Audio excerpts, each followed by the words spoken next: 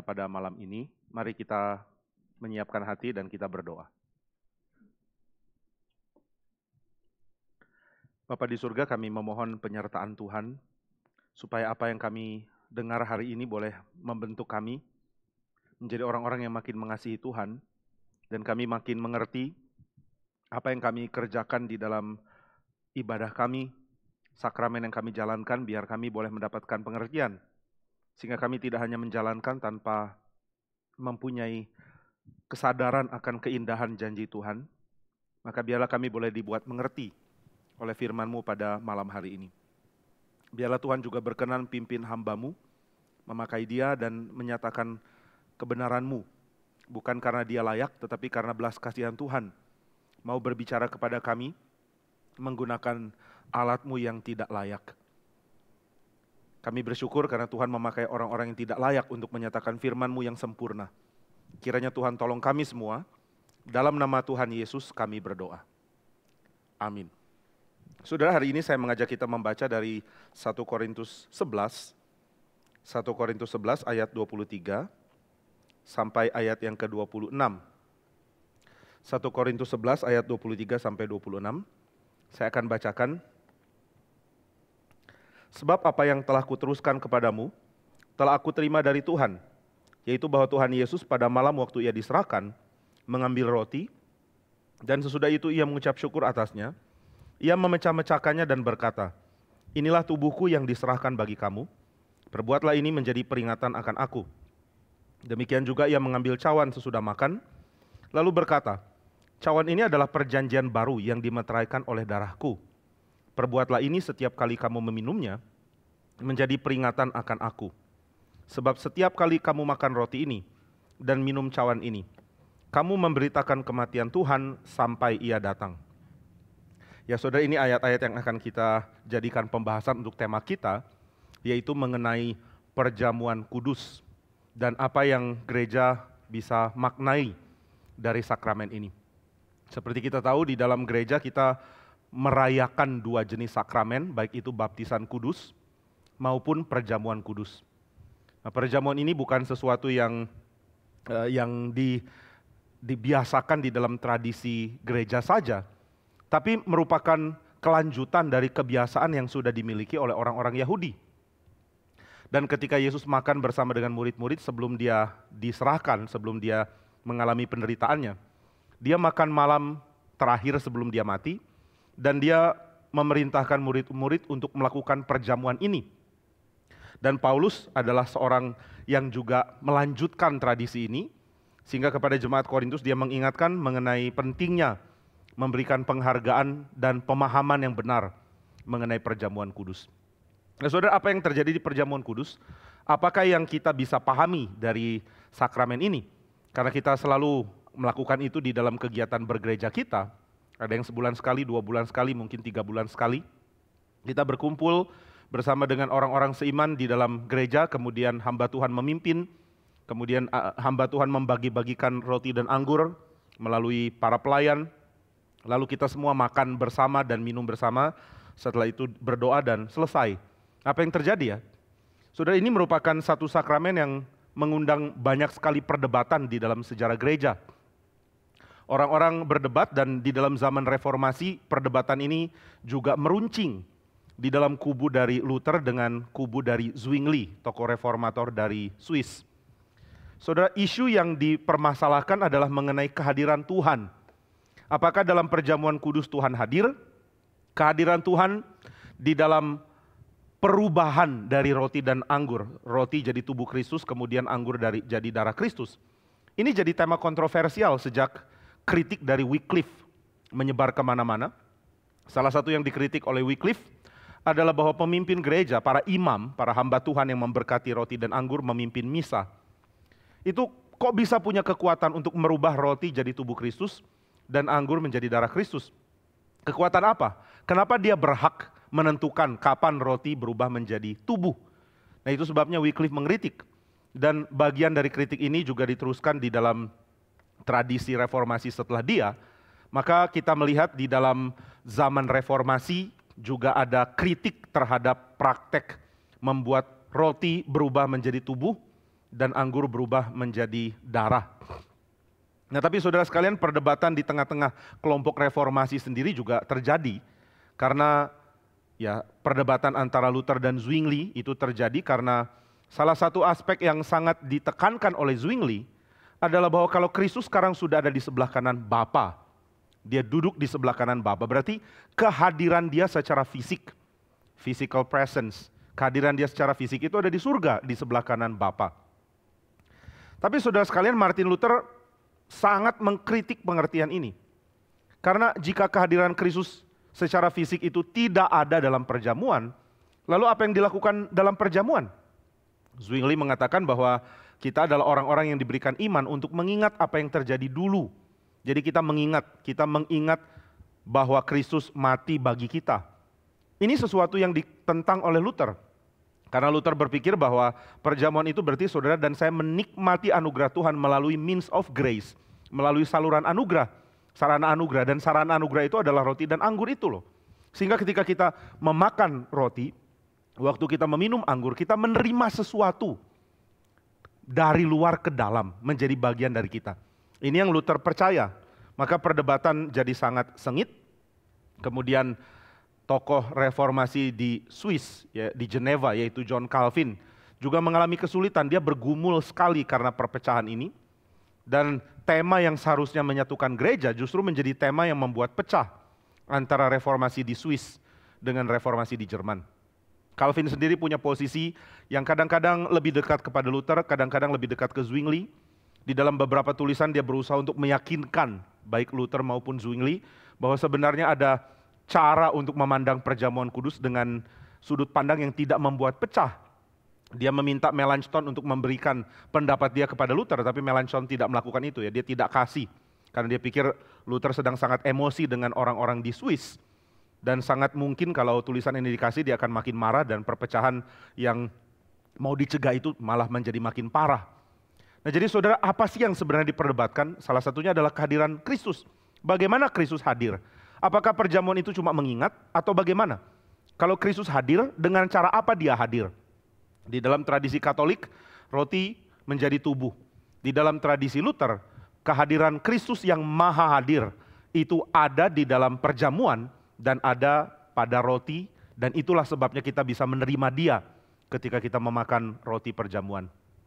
Nah, banyak hal yang diperdebatkan di dalam pengertian ini, di dalam mengerti kehadiran Tuhan. Nah, saya akan membahas, tentu tidak untuk membuat semua perbedaan sudut pandang ini selesai, tidak mungkin. Ada begitu banyak aspek yang menjadi sudut pandang dari tiap-tiap posisi dan kita tidak mau bahas satu-satu tentang posisi-posisi itu. Cuma saya ingin menggali kembali apa yang dikatakan di 1 Korintus 11, terutama ayat 23 sampai 26. Di dalam beberapa hal, kita akan coba pelajari tanpa melakukan perbedaan yang meruncingkan pendapat dari masing-masing aliran ataupun juga memihak kepada salah satu dengan sengaja untuk menentang yang lain. Tapi saya ingin kita sama-sama melihat apa yang kitab suci katakan, ya tentu yang waktu saya bilang kitab suci katakan, tentu saya dipengaruhi oleh pemikiran dari tradisi reform. Tapi ini bisa menjadi satu pertimbangan untuk dipikirkan dan dinikmati di dalam kehidupan kita perjamuan kudus, menjalani sakramen yang sangat penuh dengan pengharapan dan sukacita ini. Nah, maka saya ingin fokus kepada beberapa hal. Yang pertama adalah mengenai menerima dari Tuhan. Jadi ini aspek yang akan kita bahas ya. Lepas dari perdebatan ini akan terbahas juga atau tidak, itu bukan tujuan utama. Mungkin ada sedikit yang akan terbahas, mungkin tidak. Tapi saya ingin fokus kepada yang pertama, mengenai meneruskan. Paulus mengatakan ini yang kuteruskan kepadamu aku terima dari Tuhan. Prinsip turun-temurun gitu ya. Paulus terima dari generasi saksi dan dia melanjutkannya kepada generasi setelah dia. Lalu yang kedua kita akan mencoba memahami mengenai Kristus mengambil roti dan bagaimana kita mengerti roti ini. Apakah ini adalah tubuh Kristus atau bagaimana? Lalu kita akan melihat itu berkait dengan tindakan Kristus memecah-mecahkan roti dan mengatakan inilah tubuhku. Ini aspek kedua yang akan kita bahas.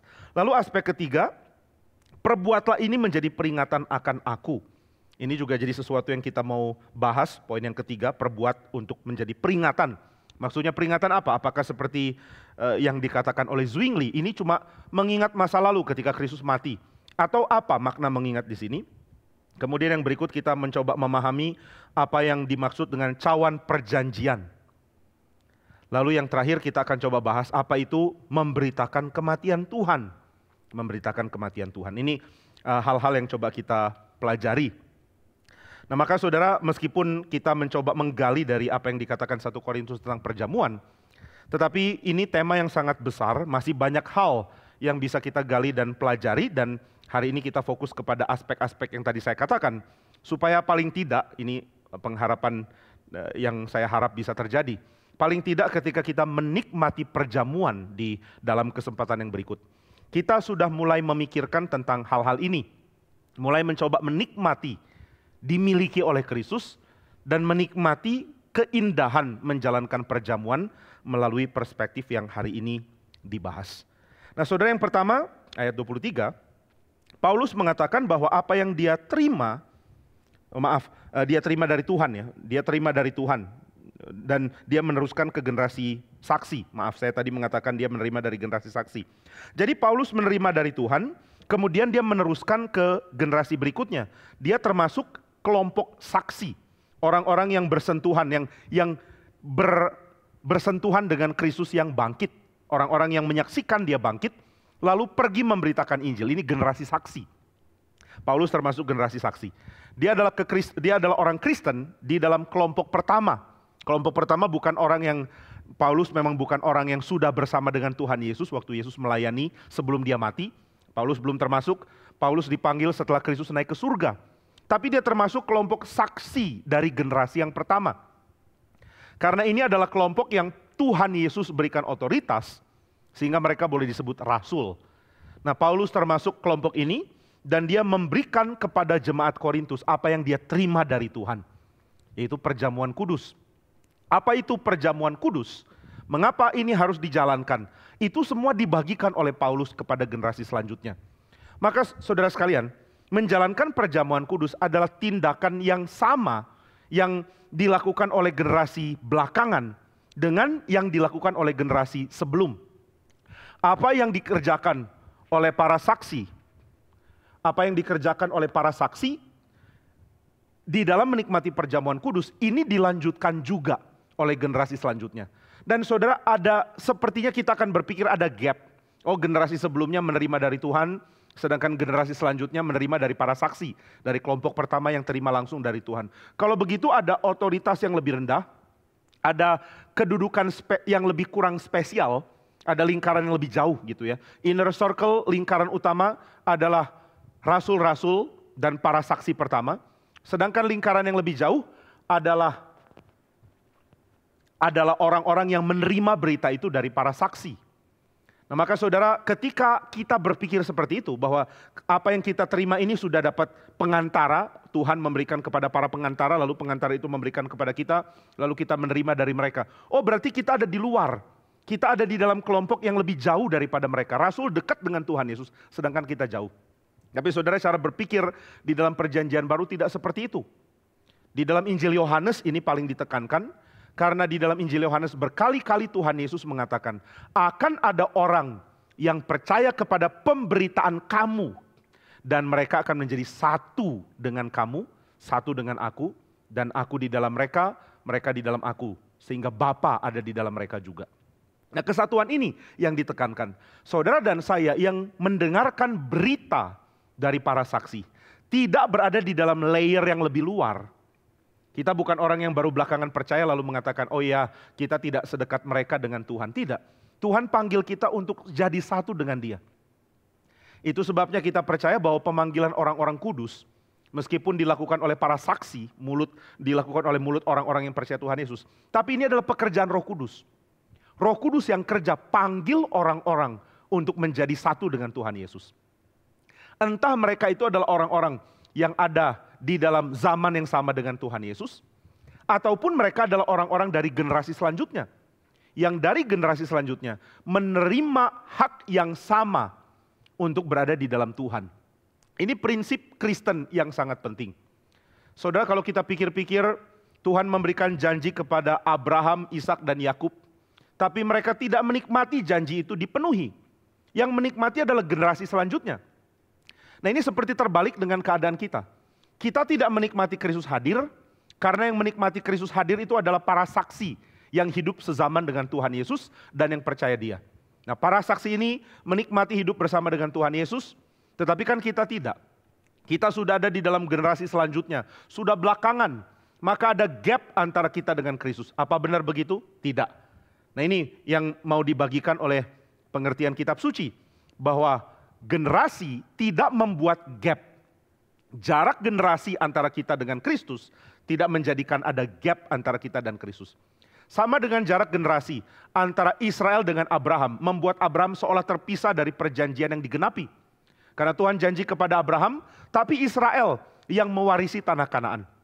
Nah, kalau Israel mewarisi tanah Kanaan, dan mereka mendapatkannya ratusan tahun setelah Abraham, berarti kan Tuhan seolah memberikan janji yang tidak ada gunanya untuk Abraham dong. Karena Abraham dengar janji, tapi dia tidak mendapatkan kemungkinan untuk menikmati. Yang menikmati generasi selanjutnya. Jadi ada gap generasi. Yang menikmati generasi di bawah Abraham, Abraham tidak ikut. Apakah ini berarti janji Tuhan kepada Abraham adalah janji kosong? Seolah Tuhan mengatakan, Abraham, saya berjanji, keturunanmu akan memperoleh tanah ini. Tapi keturunanmu ya, engkau nggak dapat apa-apa, ini cuma sekadar iming-iming dari jauh. Apakah begitu? Tentu tidak. Yang Tuhan janjikan kepada Abraham akan dinikmati oleh Abraham sama dekatnya dengan orang-orang generasi selanjutnya, yaitu Israel, mewarisi tanah Kanaan. Maka saudara, di dalam surat Ibrani dikatakan bahwa orang-orang ini adalah orang-orang yang menantikan suatu tanah air surgawi. Maksudnya adalah para penerima janji akan mewarisi tanah yang sama. Mereka akan menikmati sabat yang sama. Mereka akan menikmati masa depan yang indah yang sama, yang Tuhan berikan kepada seluruh orang pilihannya. Ketika Tuhan hadir memperbarui seluruh ciptaan, seluruh generasi yang menerima janji Tuhan akan menikmatinya. Nah, inilah pengertian yang harus kita pahami. Jadi waktu Tuhan janji kepada Abraham, keturunanmu akan mewarisi tanah ini. Itu tidak membuat Abraham berada di dalam jarak yang jauh dengan Israel yang mewarisi tanah. Karena baik Abraham maupun Israel akan menikmati tanah yang Tuhan perbarui pada waktu dia datang.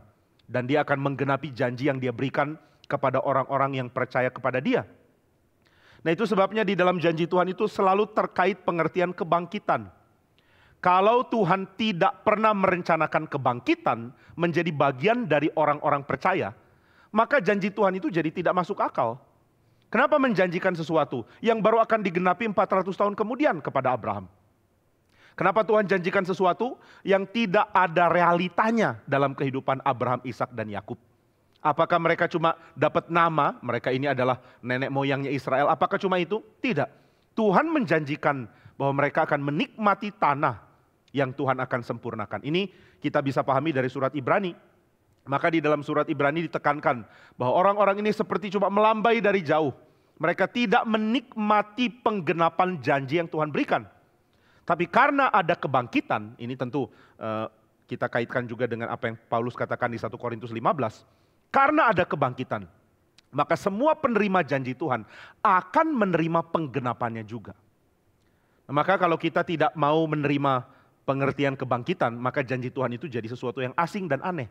Kenapa Tuhan janji kepada Abraham bahwa keturunannya akan memperoleh tanah perjanjian? Dia sendiri dapat apa? Abraham sendiri menikmati apa? Nah, ini kan sesuatu yang tidak real ya, tidak ada gunanya jika kita tidak tahu atau tidak percaya bahwa Abraham akan Tuhan bangkitkan. Maka kebangkitan membuat Abraham akan mewarisi hal yang sama dengan generasi setelah dia. Itu sebabnya Tuhan Yesus mengatakan di dalam Yohanes pasal yang ke-8 ya. Di dalam Injil Yohanes, Yesus mengatakan bahwa Abraham menanti dan menikmati hari ketika Yesus dikirimkan oleh Bapa ke dalam dunia. Kenapa Abraham bisa menikmati hari ini? Karena ini yang Tuhan janjikan. Dia akan menikmati kesempurnaan janji Tuhan dan itu dimulai. Kesempurnaan itu dimulai dengan Kristus datang ke dalam dunia. Nah, itu sebabnya baik generasi Abraham, orang-orang percaya di zaman dia, maupun generasi Israel yang muncul ratusan tahun setelah Abraham, sama-sama akan menikmati janji Tuhan. jika mereka percaya kepada Tuhan. Demikian juga kita. Baik rasul-rasul yang beriman kepada Kristus di dalam zaman yang sama dengan Kristus berinkarnasi. Dengan kita 2000 tahun setelah Tuhan Yesus berinkarnasi, tetap akan menikmati janji yang sama dan menikmati kedekatan yang sama. Saudara ingat di dalam kitab Yosua, ketika Yosua menyeberangi sungai Yordan, lalu Tuhan perintahkan dirikan 12 batu, ambil dari sungai Yordan lalu dirikan. Ini menjadi satu tanda, menjadi sesuatu yang akan diingat oleh orang-orang setelah kamu. Ketika anak-anakmu tanya, ini apa? Kamu harus katakan, Allah mengeringkan sungai Yordan supaya kami bisa menyeberang dan masuk ke tanah perjanjian ini. Nah, jadi mereka mewarisi janji, mereka berbagian di dalam pengharapan yang sama. Nah, saudara, demikian juga dengan kita ya. Kita mewarisi pengharapan yang sama. Ketika firman Tuhan diwariskan ke generasi selanjutnya, firman ini bukan cuma diwariskan untuk memberitahu, dulu pernah ada orang yang dekat dengan Tuhan Yesus, ingatlah mereka, bukan. Tapi semua pengertian ini diwariskan supaya generasi selanjutnya tahu bahwa mereka dekat dengan Tuhan sama dengan generasi pertama dekat dengan Tuhan.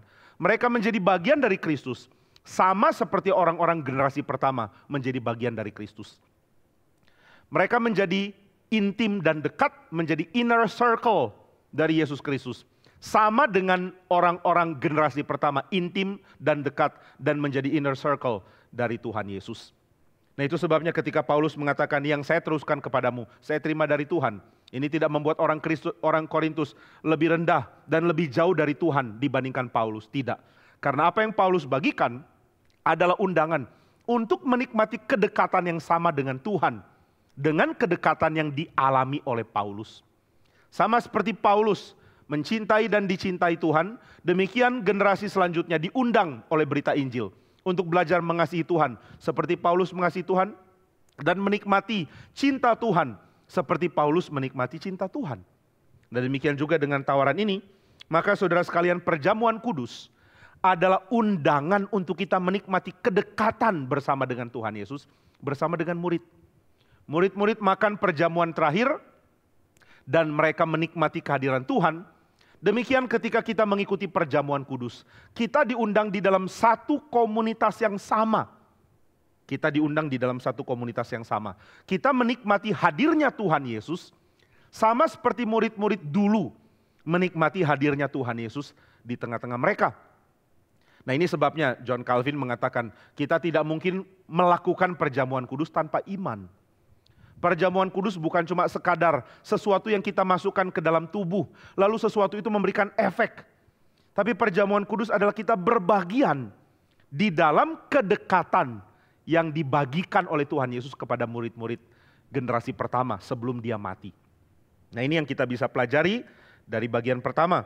Paulus meneruskan apa yang dia terima dari Tuhan, bahwa Tuhan menyerahkan roti, memecah-mecahkannya, kemudian membagikannya dan mengatakan, inilah tubuhku. Perbuatlah ini untuk mengingat akan aku. Nah, ini hal pertama. Nah, hal ini kita bisa ingat, waktu saudara menikmati perjamuan kudus, ini kita bukan cuma sekadar sedang berkumpul dengan jemaat lokal, lalu menikmati kehadiran pendeta pimpin perjamuan. Tidak.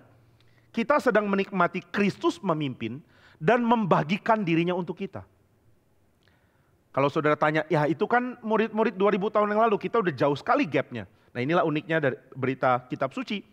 Kita diundang untuk menikmati kedekatan yang sama dengan kedekatan yang dinikmati oleh generasi sebelumnya, atau lebih tepat lagi generasi pertama. Jadi sama seperti murid-murid pertama menikmati dicintai Tuhan, demikian kita menikmati dicintai Tuhan dengan derajat cinta yang sama tentunya. Di dalam Injil Yohanes dikatakan sama seperti Tuhan Yesus senantiasa mengasihi murid-muridnya. Demikian ia mengasihi mereka sekarang sampai pada kesudahannya. Dan kasih yang diberikan ini bukan cuma untuk mereka, bukan cuma untuk Petrus, kemudian Yohanes, Yakobus dan rekan-rekannya. Tapi juga untuk kita yang Tuhan panggil di dalam generasi selanjutnya.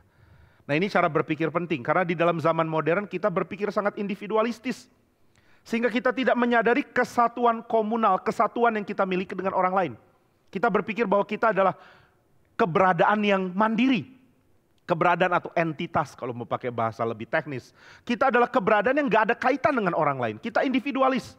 Saya ya saya. Saya bertemu orang lain dan saya berelasi dengan orang lain sebagai individu yang mau ikat hubungan dengan orang lain. Nah, itu cara berpikir modern. Tapi orang zaman dulu tidak pikir begitu. Mereka selalu berpikir, kami ini bagian dari kelompok mana? Kami ini bagian dari komunitas mana? Identitas tidak pernah identitas individual. Identitas selalu dibagi bersama. Kamu orang mana? Kamu milik siapa? Kamu berbagian di dalam kelompok mana? Komunitas mana? Bangsa mana? Dewamu siapa? Atau Allahmu siapa? Kalau kita menyembah Allah yang benar. Jadi saudara dan saya sebenarnya bagian dari suatu komunitas yang ditebus oleh Kristus. Dan kedekatan dari Petrus, Yakobus, Yohanes, bahkan Paulus dan semua orang yang menjadi saksi kebangkitan Kristus dan menjadi rasul yang diutus. Kita boleh menikmati kedekatan yang sama dengan mereka. Kedekatan kepada Tuhan yang sama dengan mereka. Di dalam Wahyu dikatakan bahwa Kristus memanggil orang-orang yang dia tebus, kemudian Kristus menjadi pelindung bagi mereka semua, sehingga tidak satu pun yang mendapatkan kesulitan, tidak dibuat sengsara oleh terik matahari dan hujan dan juga badai dan apapun, tidak menghantam mereka karena kemah yang didirikan di atas mereka, dan kemah itu adalah Kristus. Jadi saudara dan saya berbagian di dalam komunitas yang dekat dengan Kristus. Jangan berpikir layer, jangan berpikir siapa inner circle, siapa yang lebih layak untuk dekat sama Tuhan. Oh, kita ini orang jauh, kita ini orang biasa. Ada orang yang luar biasa, ini orang dekat yang sangat dekat dengan Tuhan Yesus. Tidak, saudara, Kristus menebus kita untuk menjadi satu di dalam Dia. Satu kawanan dengan satu gembala. Nah, ini hal pertama. Lalu hal kedua kita lihat di dalam ayat 24 dari 23 bagian akhir ya. Bahwa Tuhan Yesus pada malam waktu ia diserahkan mengambil roti, dan sesudah itu ia mengucap syukur atasnya. Ia memecah-mecahkannya dan berkata, inilah tubuhku. Nah, ini bagian kedua yang mau kita pelajari. Kenapa Tuhan Yesus berkata inilah tubuhku? Ini jadi perdebatan antara Luther dan Zwingli. Karena Zwingli mengatakan roti adalah simbol tubuh Kristus. Tapi Luther mengatakan, loh kalau ini simbol, kenapa Yesus mengatakan ini adalah tubuhku? Jadi ini tubuhku atau simbol tubuhku? Waktu Yesus mengatakan, dia mengambil roti, memecah-mecahkannya, lalu dia membaginya. Dia mengatakan apa? Mengatakan inilah tubuhku.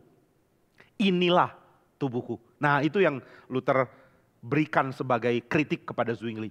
Tuhan Yesus sendiri bilang roti ini adalah tubuhnya. Kenapa kamu berani mengatakan ini simbol dari tubuh Kristus? Ini bukan cuma sekadar simbol, ini adalah tubuhnya Tuhan. Dan waktu kita makan roti itu, maka kita mendapatkan Tuhan berada di dalam kita. Kita mendapatkan keselamatan yang Dia berikan, kita mendapatkan kesatuan dengan Dia yang Dia berikan. Apapun yang Dia mau berikan sebagai berkat, kita terima melalui roti yang kita makan itu. Nah, tapi saudara sekalian, kita perlu mengerti apa yang sedang terjadi atau apa yang sedang diajarkan Yesus di sini.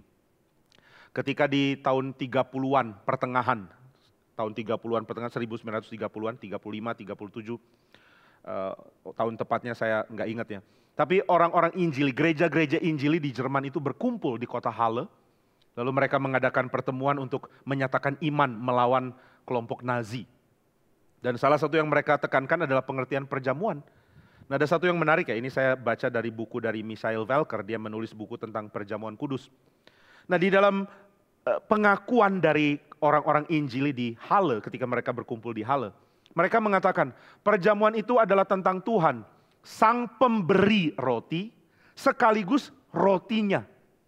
Jadi bagian itu mengingatkan kita bahwa saudara dan saya jangan lupa. Waktu kita memperdebatkan tentang roti ini tubuh Kristus atau bukan, jangan lupa Dia juga yang memberi. Di dalam perjamuan kudus, Kristus adalah yang mengundang kita dan yang memberikan roti. Namun Kristus juga adalah rotinya gitu ya. Itu yang mesti kita pahami. Dua-duanya benar. Kristus adalah pemberi dan Kristus adalah pemberiannya. Yang diberi apa? Roti. Ini jelas dikatakan di dalam bagian ini kan. Dia mengambil roti, mengucap syukur atasnya, lalu memecah-mecahkannya dan berkata inilah tubuhku. Saudara, kalimat ini kalimat yang kaya sekali, maknanya banyak sekali. Makna pertama yang kita bisa lihat adalah tadi, bahwa ini adalah Kristus bertindak sebagai pemberi, sekaligus Kristus adalah pemberiannya. Jadi saudara mendapatkan berkat sebagai gereja Tuhan. Berkat dari siapa? Dari Kristus. Kristus yang memberi. Apa yang Dia beri? Dirinya yang Dia beri. Maka tubuh di sini bukan cuma sekadar pengertian apakah roti ini mempunyai substansi yang berubah menjadi tubuh Tuhan atau bagaimana. Bukan itu yang menjadi pembahasan yang harusnya kita gali. Di dalam bagian ini yang mau ditekankan adalah bahwa Tuhan adalah pemberi dari sesuatu yang sangat kaya makna di dalam kitab suci. Saudara, menerima roti ini bukan sesuatu yang simple karena ada begitu banyak makna di dalam memakan roti. Di dalam peristiwa Israel di padang gurun, Tuhan memberi mereka roti dari surga. Itu peristiwa yang sangat unik karena ketika mereka ada di padang gurun, di dalam konsep perjanjian lama, di dalam konsep orang timur dekat kuno, padang gurun itu lambang kematian, lambang kekeringan, lambang kelaparan, lambang ketiadaan kenikmatan hidup. Saudara tinggal di padang gurun, lupakanlah panen. Nggak ada panen di padang gurun. Lupakanlah makanan. Saudara akan kekeringan, saudara akan kelaparan, dan saudara akan jauh dari segala kesenangan dari hasil bumi. Nggak ada hasil bumi di padang gurun. Maka saudara, Tuhan dengan sangat unik dan sangat ajaib memelihara hidup umatnya di padang gurun dengan memberi mereka roti. Dari mana roti? Kalau tanah tidak bisa menghasilkan gandum, tidak bisa menghasilkan bahan yang bisa diolah jadi roti. Dari mana roti bisa berasal? Tuhan menurunkannya dari surga. Jadi makna mendapat roti ini penting sekali. Ini bukan cuma sekadar makanan pokok yang dimakan, tapi mengandung banyak sekali pengertian.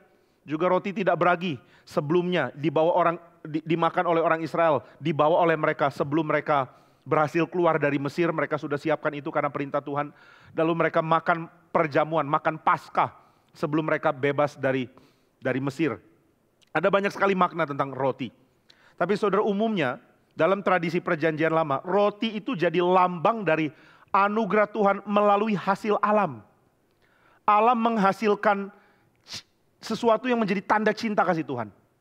Engkau mau tahu Tuhan mencintai engkau? Maka nikmatilah hasil alam. Hasil alam adalah tanda Tuhan mencintai. Dan ini pemikiran yang merombak semua kejahatan bangsa-bangsa lain yang menyembah berhala, terutama dewa kesuburan.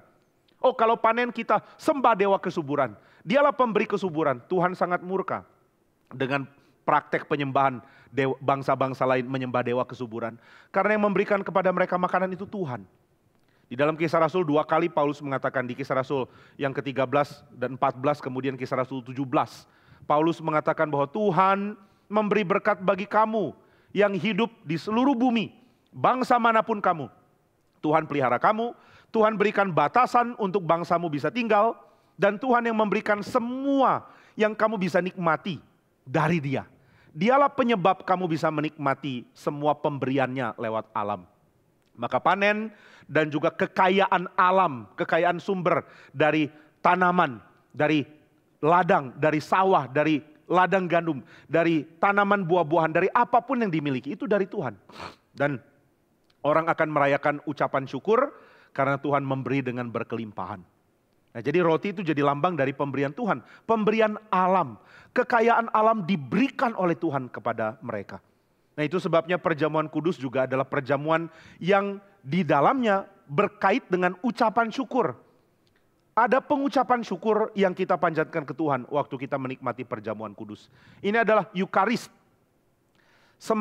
Kesadaran bahwa Allah begitu baik memberikan anugerahnya kepada kita, sehingga kita bersuka cita dan kita bersyukur karena kebaikan yang kita sudah terima dari Tuhan. Nah, sekarang saudara bisa melihat bahwa yang Tuhan janjikan, inilah roti, inilah tubuhku. Ini sesuatu yang berkait dengan realita ciptaan baru. Nah, saudara, ini satu aspek yang penting. Kalau kita kalau kita gagal mengerti ini, maka kita bingung kenapa harus ada perjamuan kudus. Lalu makan roti, kemudian minum anggur, setelah itu doa selesai. Saya dapat apa ya? Kenyang juga enggak? Apakah ada cicipan dari energi atau anugerah atau mungkin ada berkat kesembuhan atau apa? Apa yang ada dalam perjamuan? Saudara sekalian, perjamuan itu menyatakan bahwa Tuhan membagikan tubuhnya. Tuhan memberi tubuhnya. Dan ini bukan cuma sekadar berkat dari alam, ini adalah berkat ciptaan baru. Karena ketika Tuhan mengatakan inilah tubuhku, Tuhan tidak memaksudkan yang Dia bagikan itu adalah tubuh yang terpecah lalu habis. Karena ini adalah tubuh yang terpecah. Dan sebelum tubuh itu terpecah, Tuhan Yesus mengucap syukur. Dan setelah tubuh itu terpecah, dia menarik banyak yang lain berbagian. Maka tubuh yang dimaksud oleh Kristus adalah tubuh yang menjadi tanda dari ciptaan baru. Jadi saudara, kita tidak perlu menolak perkataan Zwingli bahwa roti ini adalah tanda. Tapi tentu kita harus hati-hati mengatakan ini cuma sekadar mengingat dulu pernah terjadi apa. Tentu bukan itu yang kita nikmati. Karena tanda, roti adalah tanda. Ini bukan tanda tubuh Kristus yang terpecah, tapi ini adalah tanda tubuh Kristus yang sudah bangkit. Karena saudara harus ingat ketika Kristus makan perjamuan bersama dengan murid, Tuhan Yesus menginisiasikan ini menjadi sesuatu yang akan terus dilakukan oleh para murid. Dan tidak mungkin ini dilakukan oleh para murid sebelum Kristus bangkit. Karena peristiwa makan bersama perjamuan terakhir itu hanya berapa jam sebelum Yesus ditangkap. Gak mungkin Yesus mengatakan, perbuatlah ini untuk mengingat aku. Segera, dalam berapa jam, cepat lakukan perjamuan. Tidak. Tentu waktu Yesus mengatakan perbuatlah ini akan dilakukan setelah dia bangkit. Karena tidak mungkin orang lakukan perjamuan itu pada waktu Yesus mati, dan tidak mungkin mereka mengadakan perjamuan seperti ini ketika Yesus belum bangkit. Sehingga yang Yesus katakan, lakukanlah ini adalah sesuatu yang akan murid-murid lakukan setelah dia bangkit. Maka realita yang ditunjuk oleh roti, ini bukan cuma sekadar tubuh Yesus. Tapi ini adalah tanda dari suatu ciptaan yang baru. Maka tubuh yang dimaksud adalah tubuh kebangkitan Kristus. Nah jadi saudara sekalian, ada kaitan antara roti dan tubuh kebangkitan. Dan tubuh kebangkitan ini bukan cuma sekadar tubuh fisik yang, gimana ngomongnya? Bukan cuma sekadar tubuh fisik yang harus berkait dengan roti. Ada sesuatu yang melampaui itu. Kehadiran Kristus yang bangkit adalah kehadiran yang tidak bisa dikurung di dalam satu mode saja. Saudara bisa lihat perkataan yang dikatakan oleh kitab suci ketika Yesus bangkit dan cara dia bertemu dengan murid-murid. Murid-murid sedang berada di dalam ruang terkunci, lalu Yesus muncul di tengah mereka. Kemudian Yesus memberkati mereka dengan mengatakan damai sejahtera bagimu. Ini sebuah keberadaan yang Tuhan nyatakan dengan cara yang belum terjadi sebelum dia mati. Maka saudara, Kristus yang bangkit adalah Kristus yang menyatakan dirinya sebagai pemberian bagi orang-orang percaya. Engkau menikmati pemberian dari Kristus yang bangkit. Dan Kristus yang bangkit ini berkait dengan dua hal, ada banyak tentunya, tapi ada dua hal yang utama. Yang pertama, Kristus yang bangkit ini berkait dengan ciptaan yang baru. 1 Korintus 15 dengan jelas mengatakan kebangkitan Kristus adalah yang sulung dari banyak kebangkitan yang lain. Roma pasal 8 mengingatkan bahwa yang akan dilakukan setelah Kristus bangkit bukan cuma orang-orang berdosa ditebus, tapi realita dari ciptaan baru akan terjadi. Dan ini yang dinantikan oleh seluruh ciptaan. Seluruh ciptaan, seluruh tesis menanti-nantikan saat anak-anak Allah dinyatakan. Karena ini sudah jadi janji yang pasti terjadi oleh karena Kristus bangkit. Jadi saudara, kita sedang merayakan sebuah pemberian. Tapi bukan pemberian biasa. Ini pemberian yang menjadi sesuatu yang mungkin dinikmati karena Kristus bangkit. Roti yang kita makan adalah tanda dari ciptaan yang baru. Saudara belum menikmatinya sekarang, tapi saudara sudah boleh mencicipi seluruh kenikmatan yang Tuhan akan berikan melalui semua sakramen dan juga firman yang kita dengar dan kita alami. Maka saudara, setiap kali kita mengadakan perjamuan, kita bukan cuma mengingat peristiwa Yesus mati saja, tapi kita juga mengingat apa yang terjadi ketika Yesus mati. Bahwa dia akan bangkit, lalu kebangkitannya menjadi anugerah Tuhan bagi kita. Dan anugerah itu akan mewujud dengan sempurna di dalam ciptaan yang baru. Ciptaan yang baru. Nah jadi saudara, kalau roti yang biasa kita makan, ini adalah lambang dari pemberian alamiah dari Tuhan. Pemberian Tuhan lewat alam. Maka perjamuan kudus mengajarkan kepada kita tentang pemberian Tuhan di dalam realita yang baru. Saudara, Kristus yang bangkit menyatakan diri dengan begitu banyak cara, dan di dalam Matius 28. Kristus yang bangkit mengatakan kepada murid-murid, pergilah, jadikanlah semua bangsa murid, ajar mereka, baptis mereka dalam nama Bapa, Anak, dan Roh Kudus.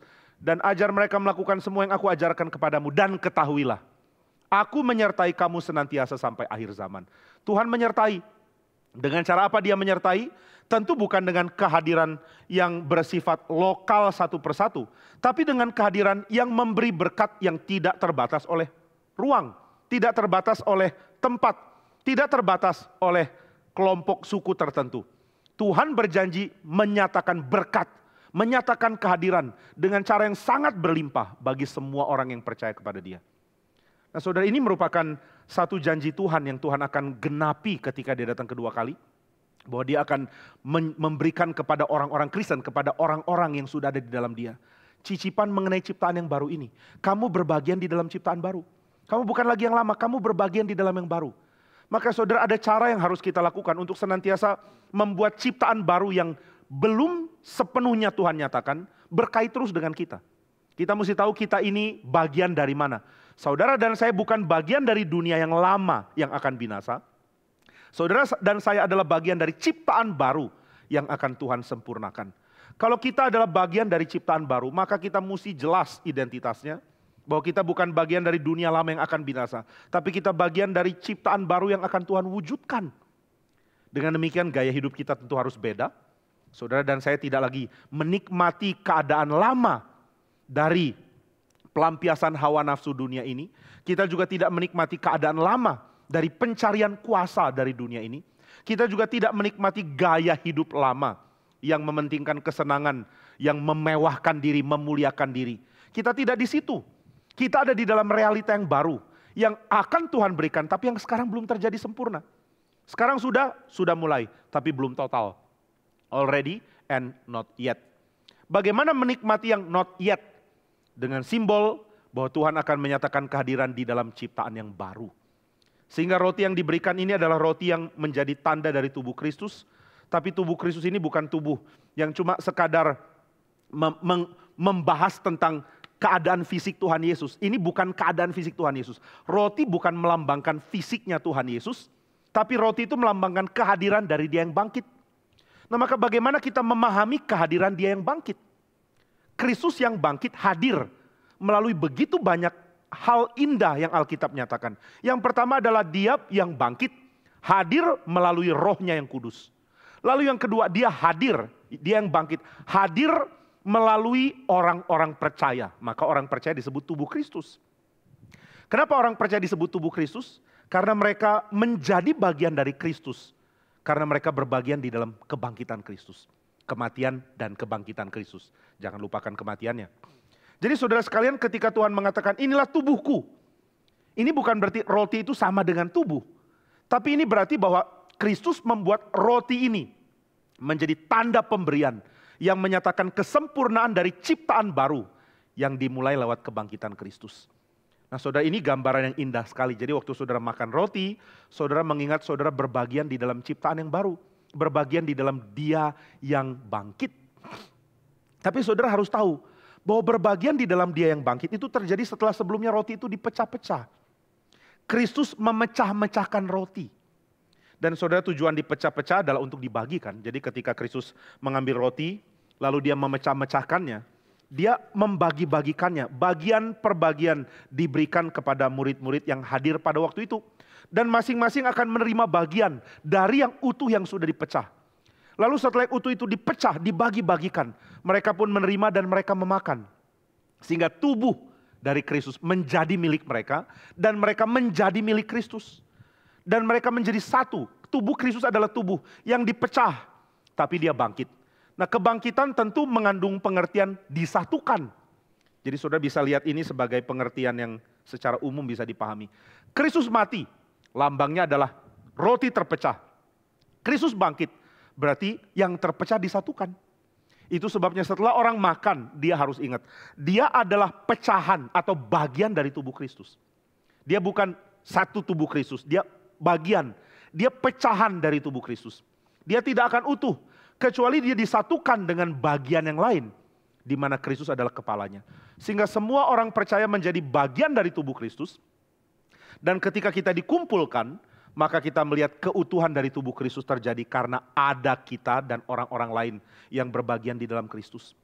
Maka tiap kali perjamuan kita sadar, kita ini adalah bagian, kita dapat pecahan dari tubuh Kristus. Lalu kita makan dan kita menjadi sadar bahwa kita menjadi bagian dari tubuh Kristus. Kita pecahannya. Seolah-olah roti yang kita makan itu, yang pecahannya itu adalah diri kita dan kita berbagian di dalam yang lain. Ketika Kristus bangkit menjadi satu, Dia disatukan. maka kita menjadi bagian yang disatukan dengan saudara-saudara yang lain. Itu sebabnya perjamuan kudus adalah satu-satunya tempat di mana kita belajar menghargai tubuh, baik itu tubuh Kristus yang terpecah bagi kita di kayu salib, maupun tubuh yang Tuhan kumpulkan karena kebangkitannya, yaitu saudara-saudara kita. Maka saudara dapat pecahan, saudara sadar ini pecahan melambangkan kematian Kristus yang mengerikan. Tapi ini pecahan juga menjadi tanda bahwa Tuhan yang bangkit akan menyatukan kembali tubuhnya, dan kita termasuk bagian dari tubuh Kristus yang akan Dia kumpulkan. Maka saudara sangat penting untuk kita mengakui tubuh Kristus. Baik mengakui Dia terpaku di kayu salib, maupun kita mengakui orang-orang lain yang seiman, yang berkumpul bersama-sama dengan kita untuk menikmati perjamuan, yang sama-sama percaya kepada Tuhan Yesus. Kita tidak melihat realita yang Tuhan tawarkan sebagai realita yang tidak ada wujud. Saudara dan saya bukan orang gnostik ya, yang percaya bahwa hal-hal berwujud itu tidak ada makna. Kita percaya bahwa hal yang tidak kelihatan itu dinyatakan oleh hal yang kelihatan. Maka ketika saudara mengatakan, saya tidak mengerti realita tubuh Kristus yang bangkit. Dia yang bangkit harus saya pahami seperti apa. Kristus yang bangkit menyatakan diri dengan berbagai cara. Dia tiba-tiba muncul di ruang tertutup. Dia tiba-tiba bertemu dengan murid-murid dalam perjalanan ke Emmaus. Dan mereka baru mengenal siapa orang ini ketika dia memecah-mecahkan roti. Ada kaitan antara roti dan tubuh Kristus. Antara dia yang bangkit dan roti yang dipecah-pecahkan itu. Mereka langsung mendeteksi, oh inilah Yesus. Kenapa mereka bisa tahu? Karena ada pesan dari Injil Lukas, ini tercatat di Injil Lukas. Bahwa dia yang bangkit dan roti yang kamu makan, itu mengandung keterkaitan. Yang kamu makan menunjuk kepada realita yang penting, yaitu kebangkitan Kristus. Maka saudara sekalian, ketika Kristus menyatakan diri, dia menyatakan diri dengan cara yang sangat unik, yang berubah, yang banyak variasi, yang begitu penuh kemuliaan. Waktu dia nyatakan diri kepada Paulus, dia nyatakan diri dengan cara yang lain. Waktu dia nyatakan diri kepada Yohanes, dia menyatakan diri dengan cara yang lain lagi. Lalu bagaimana kita menikmati pernyataan Tuhan? Dengan mengakui orang-orang percaya lain sebagai bagian dari tubuh Kristus. Kita menyadari bahwa roti yang terpecah itu sekarang sedang disatukan oleh Tuhan, yaitu diri orang-orang percaya yang sudah berbagian di dalam Kristus. Itu sebabnya perjamuan adalah tentang menerima satu sama lain, sama seperti kita sudah diterima oleh Tuhan. Saya diterima oleh Tuhan, maka saya berbagian di dalam realita baru yang Tuhan sedang bentuk. Ciptaan yang baru. Saudara mungkin bingung, ciptaan yang baru itu indahnya kayak apa ya? Kita nggak tahu. Tapi sudah ada simbol, tanda dan juga persekutuan yang Tuhan izinkan kita nikmati sekarang. Ada ibadah, ada persekutuan, ada sakramen, ada firman yang membuat kita menyadari bahwa realita yang nanti Tuhan akan bawa sekarang sudah mulai dinikmati oleh orang percaya. Saudara menikmati tubuh Kristus yang bangkit? Iya. Dengan apa? Dengan menikmati persekutuan yang Tuhan berikan di sekitar kita. Nah ini yang berikut ya, ini yang kedua. Yaitu mengenai tubuh. Tubuh yang terpecah demi menyatukan. Dan saudara lihat hal yang sangat indah. Ayat 24 mengatakan, Yesus mengucap syukur atasnya dan memecah-mecahkannya. Dia bersyukur lalu dia pecahkan roti. Ini sama dengan mengatakan dia bersyukur dan dia memberi dirinya. Karena roti dan Kristus sama-sama dipecah. Sama seperti roti terpecah, demikian Kristus terpecah. Sama seperti kebangkitan Kristus menyatukan, demikian orang yang sudah makan roti yang terpecah harus disatukan. Ini bagian kedua yang kita bisa lihat dari perkataan ini. Kemudian yang ketiga, di dalam bagian selanjutnya dikatakan, perbuatlah ini menjadi peringatan akan aku. Tuhan memerintahkan murid-murid, lalu Tuhan memerintahkan Paulus, dan Paulus meneruskan ini kepada generasi berikutnya. Yaitu, perbuatlah ini menjadi peringatan akan aku. Nah ini aspek ketiga dari 5 hal yang akan kita bahas. Aspek ketiga itu mengingat, perbuat ini untuk mengingat. Berarti kan benar mengingat. Tapi saudara, seorang teolog Jerman bernama Welker yang tadi saya kutip juga ya. Dia mengatakan bahwa mengingat itu adalah pekerjaan Roh Kudus. Karena saudara tidak mungkin mengingat yang saudara tidak pernah alami. Dan saudara tidak mungkin mengingat Kristus yang saudara tidak percaya. Jadi kalau saudara tidak percaya Kristus, saudara tidak mungkin mengingat peristiwa ini. Memori. Nah dia, Welker membahas mengenai memori dengan cara yang unik ya. Dia mengatakan memori itu bagian dari budaya. Saudara hidup di dalam budaya yang menerima satu sama lain. Kita ada di dalam budaya yang punya memori bersama. Saudara dan saya punya memori bersama. Nah, memori bersama itu jadi memori yang meaningless, nggak ada gunanya. Tidak ada makna. Jika tidak tentang sesuatu yang berpengharapan. Jadi ketika saudara ingat masa lalu, itu cuma jadi nostalgia yang tidak berguna. Maka saudara memori bisa jadi dua ya. Memori yang benar, membawa pengharapan. Memori yang gak ada guna, itu cuma membawa nostalgia. Apa bedanya pengharapan dan nostalgia? Pengharapan itu membuat kita ingin lihat ke depan. Saya ingat ke belakang, supaya saya bisa mengalami depan. Aku mengingat masa lalu, supaya aku bisa mengharapkan keadaan final. Nah itu namanya memori dan memori yang berpengharapan. Tapi kalau kita ingat masa lalu mengatakan, aduh coba bisa hidup lagi kayak dulu ya. Wah dulu enak ya, sekarang saya sudah enggak seperti dulu. Dulu waktu masih remaja senang sekali, cuma tahu main-main. Sekarang banyak tanggung jawab. Andai aku kembali seperti dulu, itu nostalgia. Saudara, nostalgia itu tidak penting. Di dalam Alkitab Tuhan membenci nostalgia. Di dalam kasusnya Israel keluar dari Mesir paling tidak. Karena ketika mereka di padang gurun, mereka terus nostalgia ingat di Mesir. Bukannya mereka berharap ke depan, nanti Kanaan kayak apa ya? Aduh nanti Kanaan seperti apa ya? Tempat yang berlimpah susu dan madunya seperti apa ya? Nanti di tanah yang Tuhan janjikan, aduh kita akan senang kayak apa? Itu namanya mengingat janji Tuhan, lalu mengharapkan kepenuhannya. Itu mengingat yang benar. Tapi Israel tidak begitu, mereka menjadi sinis. Mereka menjadi begitu ragu kepada Tuhan karena ingat masa lalu ingin balik. Saudara, ini sesuatu yang buruk sekali ya. Israel tidak punya iman. Mereka begitu gampang meragukan janji Tuhan. Saudara sekalian, ketika orang berpikir tentang apa yang Tuhan pernah katakan, lalu dia tidak pedulikan apa yang Tuhan katakan itu, dan dia tidak berharap, maka dia tidak mungkin mempunyai kehidupan yang limpah. Orang bisa kecewa, ya kecewa sesuatu yang bisa terjadi, karena dia berpikir janji Tuhan harusnya terjadi, tapi kok tidak. Dan Tuhan tidak pernah bertingkah keras kepada orang yang kecewa dengan cara ini. Ketika Yohanes Pembaptis kecewa, Tuhan Yesus memberikan satu penghiburan besar dengan menyatakan tanda, lalu mengatakan tidak ada orang lebih besar dari Yohanes. Nah, jadi saudara sekalian, Tuhan memperlakukan orang-orang yang kecewa dengan cara seperti ini, dengan penuh kesabaran, dengan penuh kemurahan bahkan. Kenapa? Karena mereka kecewa setelah menerima janji Tuhan. Mereka bukan kecewa karena mereka menyusun sendiri pengharapan, lalu suruh Tuhan penuhi. Itu nggak benar. Tapi mereka menerima janji Tuhan. Lalu mereka tafsir janji itu. Namun mereka masih kurang ngerti. Tuhan sudah beri janji, tapi pengertianku tidak sempurna memahami janji itu. Ini membuat saya menjadi kecewa karena saya pikir harusnya janji Tuhan menggenapi semuanya. Israel dipulihkan, Tuhan dinyatakan. Tapi kok tidak? Maka saya kecewa. Dan Tuhan janjikan, dan Tuhan hiburkan dengan mengatakan, kamu salah ngerti janji. Kamu salah ngerti apa yang aku katakan. Nah maka saudara, ketika orang mengingat janji Tuhan, harusnya dia melihat ke depan. Oh nanti akan terjadi apa? Nanti Tuhan akan berikan apa? Bukan bernostalgia. Andai kita bisa kembali ke masa lalu. Nah maka saudara, ketika kita mengingat di dalam perjamuan kudus, ini bukan nostalgia. Waduh enaknya kalau jadi murid-murid, Petrus tuh enak bisa jalan di atas air. Saya juga pengen coba sekali-sekali. Ini bukan itu loh. Mengingat bukan untuk nostalgia. Mengingat adalah untuk mengingat adalah untuk memperkuat kita mengharapkan masa depan, mengharapkan janji Tuhan.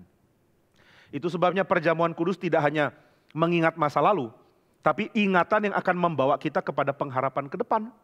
Karena ingatan kita adalah ingatan tentang Kristus yang mati, dan kita tahu kematiannya adalah kematian yang dilanjutkan dengan realita baru, dengan ciptaan baru, dengan new creation. Di dalam surat Korintus yang kedua, Paulus mengatakan, siapa yang ada di dalam Kristus, ciptaan baru. Barang siapa ada di dalam Kristus, new creation. Kristus yang bangkit, menginaugurasikan, membawa masuk ciptaan baru. Ciptaan baru sudah menjadi realita di dalam sejarah. Bukan lagi penantian saja, sudah jadi realita. Kristus sudah bangkit. Nah itu sebabnya perjamuan kudus adalah mengingat. Bukan mengingat memori kemudian bernostalgia, tidak. Mengingat untuk mengalami dan mengharap. Karena apa yang kita ingat adalah Kristus yang sekarang mengundang kita berbagian dalam perjamuan. Tuhan yang dulu makan bersama dengan murid adalah Tuhan yang sekarang menjadi tuan rumah yang mengajak kita makan dalam perjamuan dan yang memberikan dirinya kepada kita saat ini. Calvin mengingatkan perjamuan adalah perjamuan kudus maksudnya. Perjamuan kudus adalah alat, adalah means of grace yang dipakai Roh Kudus untuk senantiasa mengkomunikasikan kebangkitan Kristus kepada kita. Ini kalimat sangat indah ya, mengkomunikasikan kematian dan kebangkitan Kristus. Mengkomunikasikan bukan memberitahu ya, mengkomunikasikan berarti memberikan itu menjadi bagian dari kita. Apa yang terjadi apa yang Tuhan mau berikan kepada orang percaya lewat kematian dan kebangkitan Kristus, itu diberikan kepada kita oleh Roh Kudus. Dan itu diberikan setiap saat, dan perjamuan kudus adalah saat di mana kita menerima pernyataan bahwa Tuhan memberikan efek dari kematian dan kebangkitan Kristus setiap saat, dan kali ini kita mendapatkan tanda yang terasa. Nah saudara, ini sama dengan firman ya. Firman mempunyai efek yang sama dengan perjamuan kudus. Firman membuat saudara ngerti. Perjamuan kudus membuat saudara merasakan yang saudara mengerti. Tuhan melatih kita mempunyai bukan cuma pengertian pikiran, tapi juga pengalaman sense, pengalaman indrawi. Saudara, ada satu orang namanya Nicholas Walter Storff. Dia mengatakan, sebenarnya waktu kamu menikmati seni, kamu menikmati apa? Kebenaran yang ditampilkan oleh seni, atau kamu menikmati keindahan di dalam seni itu sendiri. Kamu dapat informasi dari seni, atau kamu mendapatkan kebenaran, informasi kebenaran dari seni, atau kamu mendapatkan sesuatu yang memang ditampilkan oleh seni itu. Walter Storff mengatakan harusnya dua-duanya. Kalau tidak kita akan terpecah. Hanya mengetahui pikiran, tapi tidak menikmati sesuatu yang diterima lewat sense. Saudara dengar firman, saudara dengar dengan telinga, tentu ini sesuatu yang bersifat fisik juga ya. Tapi setelah itu saudara punya ide, punya pikiran dari firman, saudara ngerti. Tapi saudara juga perlu sentuhan, pengalaman. Perlu memahami bahwa yang Tuhan janjikan adalah realita. Dan realita itu yang kita nikmati di dalam perjamuan kudus melalui roti dan anggur yang kita makan. Nah, itu sebabnya mengingat bukan cuma sekadar mengingat masa lalu, tapi mengingat bahwa kita bagian dari Kristus, kita mempunyai identitas di dalam Dia, dan kita mempunyai pengharapan melalui Dia. Ini hal yang ketiga, perbuatlah ini menjadi peringatan akan aku. Maka saudara, peringatan, mengingat, memori, ini membuat ada tradisi budaya yang kita hidupi. Saudara dan saya adalah orang Kristen karena apa? Karena kita berbagian di dalam memori Kristus. Dan Kristus yang hidup bukan Kristus yang hidup lalu mati. Kristus hidup sampai selama-lamanya. Ini tidak pernah terjadi di dalam living cultural memory dari orang lain, dari kelompok manapun. Semua orang punya semua kelompok punya cultural memory, punya memori bersama. Bangsa Indonesia punya memori bersama, kita dulu pernah dijajah Belanda, lalu kita merdeka di tahun 45, kita mengalami ini, kita mengalami itu, kita mengalami ada keadaan kacau berkali-kali atau apapun itulah. Itu kita alami bersama. Kita mempunyai memori yang sama. Maka kita mempunyai culture, budaya yang dibentuk oleh memori yang sama ini. Tapi tidak ada sentuhan hidup dari memori masa lampau. Lain dengan orang Kristen. Orang Kristen mengingat untuk senantiasa menikmati sekarang, ada living memory. Living, kenapa bisa living? Karena Kristus yang kita ingat sudah bangkit. Saudara tidak merenungkan kematian Kristus, tapi saudara merenungkan kematian, kebangkitan, dan persekutuan dengan Dia. Ini lain dengan kalau saudara merenung tentang kematian orang-orang besar. Misalnya kita merayakan 250 tahun kematian Beethoven. Atau 300 tahun kematian siapa? 500 tahun kematian John Calvin atau siapalah. Saudara merenung, mengingat masa lalu. Dulu pernah ada Calvin. Lalu dia melayani Tuhan sangat giat. Tapi dia sudah mati, mari kita terima spiritnya. Mari kita terima semangatnya. Mari kita teladani setianya. Mari kita lakukan apa yang dulu dia lakukan di dalam konteks dia. Mari kita ingat dia dulu adalah hamba yang dipakai Tuhan dengan sangat baik. Mari kita coba teladani. Nah itu yang bisa kita lakukan kan. Tapi saudara, perjamuan kudus bukan begitu kan. Saudara tidak kumpul dalam perjamuan kudus dan mengatakan, mari kita ingat dulu Tuhan Yesus pernah hadir. Dulu dia melayani, dulu dia kerjakan banyak mujizat, tapi dia sudah mati. Mari ingat, mari senantiasa hidupkan dia di dalam hati kita. Tidak perlu, saudara tidak perlu hidupkan dia di dalam hati karena dia hidup, dia bangkit. Maka yang kita ingat bukan dia mati, tapi yang kita ingat adalah apa yang terjadi dulu waktu dia pecahkan badannya di atas kayu salib. Adalah sesuatu yang kita nikmati sekarang, kita terima sekarang. Dan apa yang kita terima adalah kehadiran Kristus. Jadi saudara, memori ini bukan memori masa lalu, tapi memori mengenai kehadiran Kristus. Memori mengenai apa yang terjadi dulu yang sekarang masih berefek. Kenapa sekarang masih berefek? Karena Kristus sudah bangkit. Kristus hidup. Maka seperti saya katakan tadi, Alkitab punya cara berpikir lain dengan cara dunia ini. Kalau dunia ini mengatakan, oh kalau kamu dekat dengan satu generasi, maka makin jauh generasinya, makin jauh gapnya. Tapi tidak demikian dengan Kristus. Kristus hadir di abad pertama. Tapi kita yang percaya dia di abad 20 atau di abad 21. Tidak jadi bergap besar karena dia hadir. Dia tarik kita jadi milik dia. Dia mau kita satu dengan dia. Kristus menyatakan kerelaan Allah untuk membagi dirinya. Jadi saudara, waktu Tuhan memberikan roti, dia adalah yang memberi roti. Dan dia sendiri adalah roti yang diberikan itu. Dia adalah pemberi dan dia sendiri adalah pemberiannya. Nah itu sebabnya waktu kita makan roti, kita sadar Tuhan memberi diri bagi kita. Tuhan memberi diri bagi kita, maka kita mengingat itu. Oke, ini mengingat.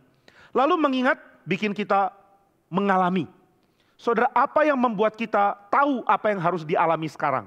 Saudara, perjamuan kudus, saudara mengingat apa? Mengingat Kristus memecahkan dirinya. Dia bersyukur kepada Bapa, lalu dia pecahkan dirinya. Lalu dia berikan dirinya kepada yang lain, sehingga yang lain penuh karena dirinya. Yang lain dapat dirinya.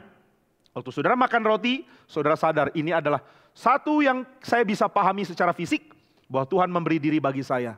Kalau begitu saya juga harus memberi diri bagi yang lain. Nah ini yang saudara lakukan di dalam perjamuan kudus. Saudara mendapatkan komitmen, saya mesti pecahkan diri. Sama seperti Tuhan sudah pecahkan diri. Ini bukan memori dulu, ini memori akan menggerakkan kita bertindak sekarang. Tuhan pecahkan dirinya dan dia menjadi bagian dari aku. Aku juga pecahkan diriku dan aku jadi bagian dari orang lain. Nah saudara, jadi tiap kali perjamuan kita berkomitmen, saya mau pecahkan diri saya supaya saya jadi bagian dari orang lain. Karena saya sudah lebih dulu menerima Kristus memecahkan dirinya, membuat saya selamat, membuat saya dapat pembenaran. Saudara, memecahkan diri bagi orang lain tentu tidak sama dengan Kristus memecahkan diri, lalu memberikan orang lain keselamatan. Saudara tidak mungkin lakukan itu. Namun saudara bisa melakukan apa yang menjadi bagian kita sebagai miliknya, yaitu memecahkan diri di dalam bagian kita, di dalam porsi kita. Lalu menjadi berkat bagi yang lain dengan memberi diri. Nah jadi saudara melihat ini terjadi dalam perjamuan kudus. Saudara mengingat, saudara bertindak sekarang. Dan apa yang saudara ingat adalah kematian dan dilanjutkan dengan kebangkitan yang membawa kita pada pengharapan di masa yang akan datang. Nah ini hal yang ketiga ya kita bisa pikirkan, yaitu perbuatlah ini menjadi peringatan akan aku. Kemudian hal yang keempat, ayat 25. Demikian juga ia mengambil cawan sesudah makan. Lalu berkata, cawan ini adalah perjanjian baru yang dimeteraikan oleh darahku. Perbuatlah ini setiap kali kamu meminumnya menjadi peringatan akan aku. Lagi-lagi hal yang sama terjadi. Tuhan mengatakan ini adalah darahku. Darah perjanjian baru yang dimeteraikan oleh, ini adalah perjanjian baru yang dimeteraikan oleh darahku. Di dalam Lukas dikatakan bahwa Kristus darahnya tertumpah menjadi darah perjanjian baru. Perjanjian baru perlu darah yang tertumpah. Nah saudara, ada hal yang unik kalau ini kita satukan dengan roti. Darah yang tertumpah membuat tubuh kehilangan arti. Ya saudara, kalau ini pengertian orang dulu ya. Saudara masih dialiri darah dalam tubuh. Darah tidak tertumpah, maka saudara hidup. Darah membuat saudara hidup. Kalau darah sudah tertumpah, Alkitab mengatakan itu adalah nyawa. Maksudnya nyawa adalah hidupmu habis kalau darahmu tertumpah. Maka kalau ada binatang disembelih, darahnya tertumpah, maka badannya tidak lagi bisa berfungsi seperti seharusnya dia berfungsi. Kecuali untuk dimakan. Demikian juga dengan manusia.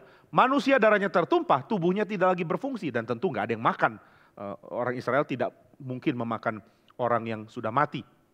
Jadi saudara sekalian, darah tertumpah menandakan akhir dari gunanya tubuh. Tubuh mati, kering, habis.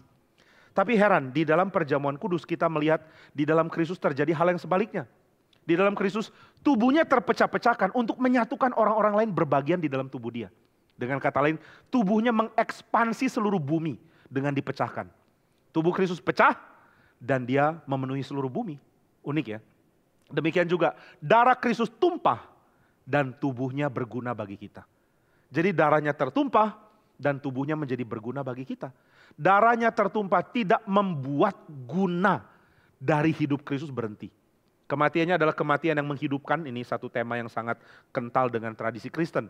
Kematian Kristus adalah kematian yang memberi hidup.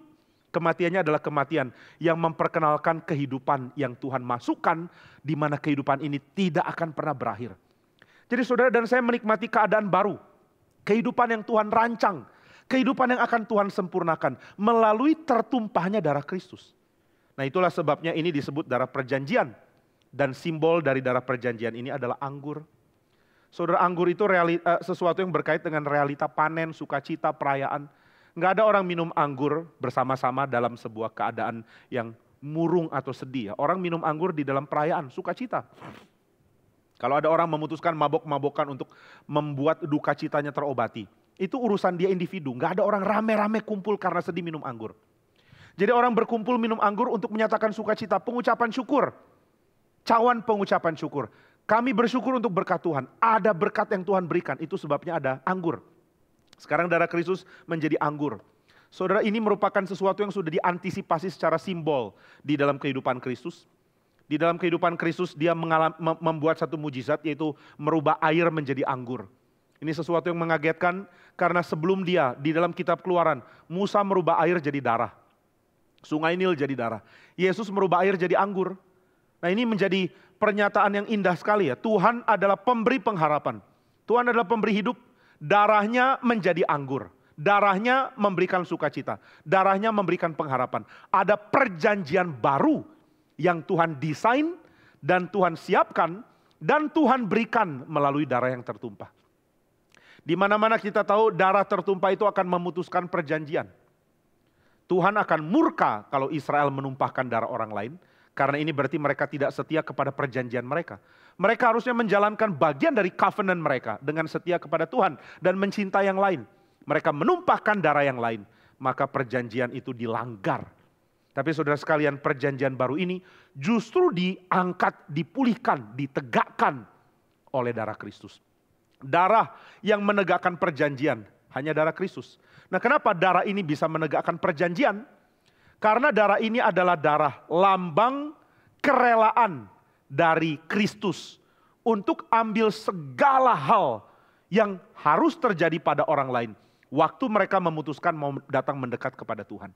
Nah saudara, di dalam perjanjian lama, kalau orang mendekat ke bait suci, apalagi masuk ke ruang maha suci, dia pasti mati. Kalau orang mendekat tabut perjanjian, dia pasti mati. Kalau orang mendekat ke tempat suci Tuhan, dia pasti mati. Sekarang saudara bayangkan, Kristus mengajak orang-orang, mari datang kepada Tuhan. Dia mengajak orang-orang untuk mendekat ke hadirat Tuhan. Lalu orang-orang akan mengatakan, kami mati kalau mendekat kepada Tuhan. Dan Kristus mengatakan, cukup saya yang mati, mewakili kamu semua. Kematianku adalah kematian yang digunakan Allah untuk menjadi segel atau untuk menjadi tanda perjanjian bagi seluruh umat. Sehingga mereka boleh mendekat kepada Tuhan. Jadi saudara jangan lupa aspek ini ya. Perjamuan kudus adalah orang datang orang datang bersekutu bersama-sama. Perjamuan kudus adalah orang datang di hadapan Tuhan. Waktu mereka datang ke hadapan Tuhan, harusnya mereka mati. Kenapa mereka tidak mati? Karena dulu ada darah yang tertumpah. Jadi waktu saudara minum anggur di perjamuan, harap ingat, saudara sedang datang ke hadapan Tuhan dan saudara tidak mati. Saudara mendekat ke bait, ke tempat maha suci. Kalau Ibrani menggambarkan Kristus bertahta di surga sebagai imam yang melayani di ruang maha suci. Saudara menghadap ke ruang maha suci, kok tidak mati? Mendekat ke ruang maha suci, kok masih hidup? Masuk ke tahta Tuhan, kenapa masih hidup? Saudara ambil cawan, lalu saudara minum. Saudara mengatakan, karena aku berbagian di dalam darah Kristus. Tuhan memberikan darahnya untuk saya, dan saya berbagian di dalam darah ini. Kamu ditebus oleh darahnya. Saudara, biasanya kita membayangkan penebusan itu sebagai sesuatu yang statis ya. Kita bengong, lalu kita bilang, aku percaya Tuhan, lalu darah Tuhan datang menyucikan kita. Tapi gambaran perjamuan tidak begitu. Gambaran perjamuan adalah kita aktif mendekat ke tahta Tuhan. Kita mau dekat ke Tuhan, kita benar-benar ingin dekat Dia. Kita maju mendekat, terus mendekat. Lalu ketika orang luar mengatakan, hei jangan mendekat, kamu orang kafir, kamu orang jahat penuh dosa. Berani mendekat ke tahta Tuhan, pasti mati. Saudara mengatakan, I have been washed. Saya sudah dibersihkan, saya sudah dicuci oleh darah Kristus. Darah perjanjian. Nah jadi saudara ada tindakan aktif dari orang-orang percaya untuk mendekat ke Tuhan. Dan mereka tahu mereka tidak akan binasa. Mereka tahu Tuhan tidak akan membuang mereka. Karena Kristus sudah mati bagi mereka. Nah ini loh kekristenan. Perjamuan kudus mengingatkan kita untuk itu. Untuk ingin mendekat ke Tuhan dan bersyukur karena darah Kristus menyucikan kita. Jika saudara tidak ingin mendekat ke Tuhan, maka darah Kristus itu menjadi simbol yang tidak terlalu kena kepada saudara. Karena saudara tidak rasa perlu kok mendekat ke Tuhan. Jadi saudara tidak rasa sedang diancam. Saudara tidak merasa akan dimatikan. Karena saudara tidak tertarik untuk mendekat ke Tuhan. Tapi kalau saudara mengatakan, aku ingin datang ke Tuhan. Ingin sujud kepada dia, ingin berdoa kepada dia. Ingin sedekat mungkin dengan dia. Maka saudara sadar, saya orang berdosa, pasti mati. Tapi karena perjanjian engkau boleh datang kepada Tuhan sudah disempurnakan oleh Sang Anak Domba. Di mana darahnya diberikan sehingga kita bisa datang menghadap Tuhan tanpa takut dibinasakan. Maka saudara akan bersyukur karena saudara ditebus. Saudara kalau punya ini contoh ya, tiket gratis untuk nonton. Tapi saudara tidak tergerak nonton, itu tiket nggak ada gunanya kan. Ada orang kasih ke saudara tiket ASJ, nih tiket ASJ, kamu bisa nonton konser hari Sabtu, bagus sekali. Ada Jakarta Simfonia akan memainkan Bach, Beethoven, dan lain-lain. Tapi saudara nggak tahu siapa itu Bach, Beethoven, dan lain-lain. Nggak ngerti. Saudara ambil tiketnya lalu mengatakan, apa ya ini? Kamu boleh datang ke ASJ. Oh thank you, tapi nggak usah lah, saya nggak pengen datang ke sana. Nah banyak orang pikir bahwa datang ke Tuhan itu bukan sesuatu yang harus dikejar. Maka darah Kristus pun jadi nggak bermakna. Ini darah perjanjian. Darah yang akan dihargai oleh orang yang mengerti makna perjanjian. Jadi kalau kita tidak ingin datang ke Tuhan, ya percuma kita mengatakan darah Yesus membersihkan saya. Paling kita akan mengatakan darah Yesus membersihkan saya sehingga saya tidak dimatikan ke neraka. Selalu kita berpikirnya darah Yesus itu membersihkan kita dari hal negatif. Tapi tidak membawa kita ke hal positif. Saudara bisa bayangkan ini ya, ketika Adam dan Hawa diusir dari Taman Eden. Saya membayangkan mereka pasti ingin balik lagi ke Taman Eden. Mereka diusir dengan malu sekali. Saudara orang berani yang melukis wajah Adam, sombong. Lalu lambaikan tangan mengatakan, saya nggak butuh Taman Eden. Itu Michelangelo. Michelangelo waktu melukiskan pengusiran Adam, lain dengan yang lain. Yang lain itu kalau gambarkan Adam diusir, mukanya tunduk, nggak berani tunjukkan diri. Tapi Adamnya Michelangelo, mukanya ke atas, tangannya begini. Kamu usir saya dari Taman Eden, biarin. Saya nggak terlalu ingin masuk ke Taman Eden. Saya akan bangun tempat lain jadi mirip Taman Eden. Ini keangkuhan orang modern yang sudah mulai muncul di zaman Renaissance sedikit-sedikit. Nah saudara, banyak orang nggak pikir perlu datang ke Tuhan, tapi bayangkan ya. Itu tafsiran Michelangelo tentu nggak akurat. Tapi bayangkan Adam diusir dari Taman Eden. Lalu dia mengatakan, andai kami boleh balik. Tapi begitu dia mau balik, dia lihat kerub dengan pedang bernyala. Dia nggak bisa masuk.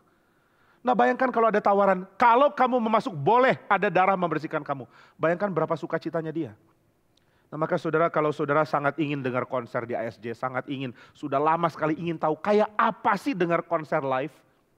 Konser hall itu bisa bikin efek apa ke telinga. Saudara sangat rindu tapi nggak sanggup.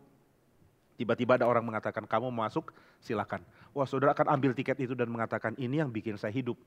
Saya penuh sukacita karena saya bisa masuk. Demikian juga di dalam kekristenan. Kekristenan adalah tawaran untuk kita datang mendekat ke Tuhan. Bukan kita cuma takut dihukum. Oh nanti saya masuk neraka ya? Iya. Oh kalau ada darah Yesus nggak masuk neraka. Oh puji Tuhan nggak masuk neraka. Terus kemana? Nggak tahu, nggak peduli. Tapi orang-orang yang ingin dekat ke Tuhan, ingin datang ke Tuhan, dia mulai sadar. Ini perjanjian membuat saya bisa datang ke Tuhan. Adalah perjanjian yang agung sekali. Dan darah Kristus diberikan supaya saya boleh mendekat. Maka perjamuan kudus adalah gerakan mendekat dari orang percaya, mendekat ke takhta Tuhan, dan menyadari kita nggak akan mati. Kenapa? Ada darah. Ini adalah cawan yang memeteraikan perjanjian baru. Dan Tuhan mengatakan perbuatlah ini, setiap kali kamu meminumnya menjadi peringatan akan aku. Sama ya, bukan mengingat Kristus mati saja, tapi mengingat efeknya sekarang. Karena dia sudah mati, aku boleh datang mendekat. Karena dia sudah mati bagi saya, maka orang-orang percaya pun boleh datang mendekat. Ini bagian yang keempat. Lalu bagian lain ayat 5, ayat 26. Setiap kali kamu makan roti ini dan minum cawan ini, kamu memberitakan kematian Tuhan sampai ia datang. Memberitakan bisa juga merayakan, sudah bisa tafsirkan di kedua ya, merayakan maksudnya memproklamirkan dengan penuh sukacita. Kamu memberitakan kematian Tuhan. Saudara, perjamuan kudus itu adalah lambang ciptaan baru. Tapi Paulus selalu memberikan tekanan ciptaan baru terjadi karena salib. Saudara tidak mungkin mengagumi Tuhan lalu jadi mencintai dia karena kebangkitan saja. Saudara akan mengagumi Tuhan dan mencintainya karena sebelum kebangkitan dia mati dulu. kematian dia. Itulah tanda cinta Tuhan. Maka saudara, yang Paulus katakan di sini adalah tiap kali kamu makan roti ini dan minum cawan ini, kamu memberitakan kematian Tuhan. Kamu sedang proklamirkan bahwa identitasmu terjadi karena salib Kristus. Dia terpecah, maka saya jadi milik dia. Saudara, ini proklamasi yang unik. Karena di dalam zaman dulu, zaman Paulus, kematian di atas kayu salib, tentu ini yang dipahami oleh orang Kristen ya. Kematian di atas kayu salib adalah sesuatu yang tidak pernah berani dibicarakan. Kalau ayah seseorang dimatikan di atas kayu salib, anaknya malu bukan main. Dia tidak akan berani proklamirkan itu. Tapi Paulus mengatakan kepada kita orang Kristen, kamu akan senantiasa proklamirkan, nyatakan kematian Tuhan sampai dia datang kembali. Jadi kita akan terus-menerus mengekspresikan identitas kita. Perkumpulan Kristen, keindahan mendekat ke Dia, kerelaan Tuhan memberi diri, janji perjanjian baru, janji ciptaan baru, pemberian Tuhan, yaitu Dia memberi dan Dia sendiri jadi pemberian. Ini semua merupakan aspek yang memperkaya kita loh. Kita jadi ngerti betapa uniknya relasi kita dengan Tuhan. Tapi ada satu hal lagi, yaitu perjamuan ini membuat kita sadar bahwa kita sedang dipakai Tuhan untuk menyatakan kematiannya. Kita sedang dipakai Tuhan untuk membuat dunia tahu apa yang paling istimewa dari identitas ini. Kumpulan orang percaya ini menikmati apa? Menikmati Dia yang pernah mati. Menikmati Dia yang disalib. Tekanannya ada pada salib. Maka saudara sekalian, ayat 26 ini jadi satu, ya bisa dibilang satu tanda Kristen yang paling agung. Bahwa kita menjadi milik Tuhan oleh karena salib. Dan kita memberitakan kematian Tuhan sampai Ia datang kembali. Yang diberitakan kenapa kematian? Karena ketika orang tidak menyadari apa yang dilakukan oleh tubuh yang terpecah itu, dia tidak mungkin menjadi bagian yang disatukan di dalam dia. Saudara tidak mungkin menjalankan kehidupan Kristen, lalu menarik orang untuk datang jadi Kristen, jika bukan proklamirkan kematian Kristus. Saudara memberitakan Injil lalu mengatakan, Tuhanku lebih hebat dari yang lain. Dia lebih berkuasa, dia bangkit, dia memberikan berkat. Nggak akan bikin orang jadi Kristen. Yang bikin orang jadi Kristen adalah dia menyadari Allah mengirim anaknya, lalu anaknya melakukan hal yang sangat tidak terpikirkan, unthinkable. Benar-benar rela menghancurkan diri demi memberikan berkat. Saya menjadi bagian yang dikumpulkan menjadi satu dengan yang lain, karena dia rela mati bagi saya. Kerelaan Kristus mati adalah berita Injil, itulah inti dari semua pemberitaan. Pemberitaan tidak berfokus kepada efek kemenangan yang Tuhan miliki, tapi semua berfokus kepada titik awal Tuhan menyatakan kesempurnaan penebusannya, yaitu kematian. Maka saudara sekalian, Paulus mengatakan, setiap kali kamu makan roti dan minum cawan, kamu memberitakan kematian Tuhan. Bukan berarti saudara sambil perjamuan, sambil khotbah, bukan. Tapi yang dimaksudkan adalah sambil perjamuan, sambil ingat identitas yang kamu mau pamerkan. Identitas bahwa saya adalah orang-orang yang dimiliki oleh Dia yang tersalib. Maka prinsip tadi, memecahkan diri untuk bikin orang lain menjadi satu dengan kita, menumpahkan darah untuk membuat orang bisa datang ke Tuhan. Jadi bagian yang dijelaskan oleh salib. Perjamuan bukan menyatakan inilah kesatuan roti, tapi simbol yang dibagikan adalah pecah. Kemudian kehadiran Tuhan adalah kehadiran yang membuat kita menikmati Tuhan yang menjadi milik kita dan kita milik Dia oleh karena Dia mati di atas kayu salib. Nah itu sebabnya di dalam Roh Kudus, ini pengertian yang sangat unik dari tradisi Reform ya. Di dalam Roh Kudus saudara menikmati kehadiran dari Dia yang bangkit. Dia yang bangkit hadir dengan cara apa? Dengan cara memberi rohnya. Dan di dalam Roh Kudus saudara dan saya menikmati Dia, mengumpulkan kita, lalu menjadikan kita berbagian di dalam Dia. Melalui roti yang terpecah, kita disatukan bersama dengan orang-orang percaya, menjadi orang-orang yang memiliki identitas yang dipamerkan, yaitu kematian Kristus. Maka saudara, perjamuan ini menunjukkan keindahan ciptaan baru, tadi kita sudah bahas, menunjukkan keindahan berpengharapan, tapi tidak memamerkan itu. Gak ada di antara kita yang bisa memberitakan Injil lalu mengatakan, hey saya mau beritakan Injil, apa yang kamu beritakan? Bahwa akan ada ciptaan baru. Nggak, itu belakangan, itu nanti. Sebelum engkau memberitakan ciptaan baru, engkau harus lebih dulu memberitakan salib. Dan berita salib bukan berita yang gampang masuk ya. Saudara tidak memberitakan, kekristenan itu hebat. Agama paling intelektual Kristen, agama paling sukses dalam dunia politik Kristen, agama paling sukses dalam dunia ekonomi Kristen, agama paling sukses dalam pengharapan Kristen, agama yang Tuhannya terkuat Kristen. Itu bukan Injil. Tapi kalau saudara mengatakan agama yang Tuhannya rela mati, menjadi manusia lalu terpecah di kayu salib, itulah Kristen. Mau percaya atau tidak? Nah, ini tawaran Injil. Dan itu yang Paulus sedang tekankan. Maka di dalam perjamuan kita mengingat terus identitas kita dimiliki Tuhan karena Dia rela mati. Dan itu yang kita nikmati, dan kita menikmati bersama Dia. Saudara bukan cuma makan simbol tubuh Kristus dan minum simbol darah Kristus. Saudara sedang diundang oleh Dia pemilik tubuh dan darah itu untuk bersekutu dengan Dia. Dan sejelas roti dan anggur itu jadi bagian dari saudara, demikian jelasnya Dia, Kristus, menjadi bagian dari saudara. Dan kalau Dia benar-benar jadi bagian dari saudara, maka saudara akan disatukan di dalam Dia bersama dengan semua orang lain yang sudah mengikuti perjamuan menjadi satu tubuh di dalam Dia. Kiranya Tuhan memberkati, menguatkan kita dan memberikan kita kesenangan yang besar dan pertumbuhan iman waktu kita menjalankan perjamuan kudus. Mari kita berdoa. Bapa di surga, kami sungguh bersyukur karena realita ciptaan baru Tuhan nyatakan dengan cara yang sangat indah, di mana kami boleh makan dan minum tubuh dan darah Kristus. Kami bersyukur karena pecahan dari tubuh Kristus kami boleh makan dan kami miliki, dan itu akan membuat kami disatukan bersama dengan orang-orang lain yang sudah memakan pecahan dari roti itu juga. Kami bersyukur karena ketika kami mendekat untuk datang ke Tuhan dan bersekutu di dalam Tuhan, kami tidak dibinasakan karena ada darah perjanjian yang tertumpah bagi kami.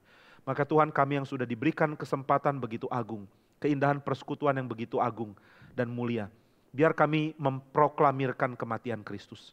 Biar kami mengkhotbahkan ini, biar kami menyadari ini sebagai bagian dari hidup kami, bahkan bagian utama, sehingga kami memproklamirkannya dengan penuh kerelaan, penuh kesungguhan, dan penuh kerendahan hati. Kiranya Tuhan pimpin kami. Dalam nama Tuhan Yesus kami berdoa. Amin.